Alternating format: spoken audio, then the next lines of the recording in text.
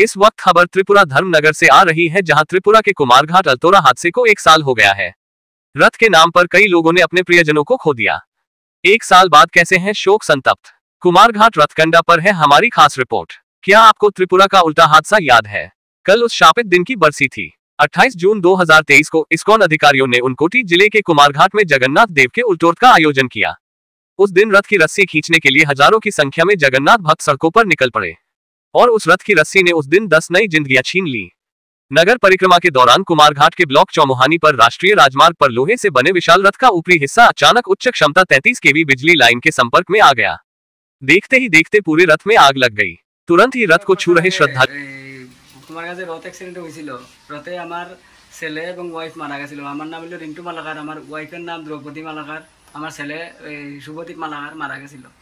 এবং সরকার থেকে যা সাহায্য পাওয়ার কথা সবই পাইছি, কিন্তু আমার দাবি একটাই আছিল যে অপরাধীর শাস্তি হইতো। কিন্তু অপরাধী সবাই আজকে সিনা টান করিয়া মার্কেটে চলতে আছে, কিন্তু কেউ কোনো শাস্তি হয়েছে না। আমি গভর্নমেন্টের কাছে এটাই চাইতেছি, খালি আমার লাগে না, যতজনে ক্ষতিগ্রস্ত হয়েছে সবাই যাতে অপরাধীর শাস্তিটা পায়। আমি এটা হয়তো আমার ব্যক্তিগত থেকে আমি হইতাছি না, সবের তরফ থেকে হইতাছি যে অপরাধী যাতে শাস্তি হয়।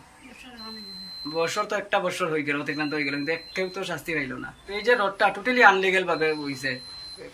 প্রপারলি যেটা কথা আমরা যে পুরীতেও যে রথ হয় টোটালি কাঠের তৈরি হয়, লোহা দিয়া তো রথ হওয়ার প্রশ্ন ওঠে না।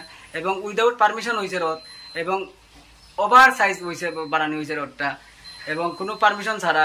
এইসব দিকে প্রশাসন এবং গভর্নমেন্ট আসলেও খেয়াল রাখা ঠিক আছে, দরকার ছিল। কোনো খোঁজ খবর নাই, কোনো কিছু খবরই নাই। মাইয়ার কইছে বাধা দিব, বাধাও নাই। ইস্কনে কইছে তারা বরণ পোষণ লেখাপড়া সব শিখাইব, এটারও কোনো খবর নাই। তারা কোনো কিছু হয়েছে যে না হয়েছে, কোনো শাস্তি দিব কি না দিব কোনো প্রমাণও নাই। বা ভগবান দাস হইয়া একদিন জিগাইল না যে মায়াটা কিরম আছে বা আসল বিষয়, গৌতম কিরম চলস বা কিতা, কোনো কিছু নাই। তাই এখানে থেকে তাই এখান থেকে আইয়া আমার দেখলো না যায় একটু।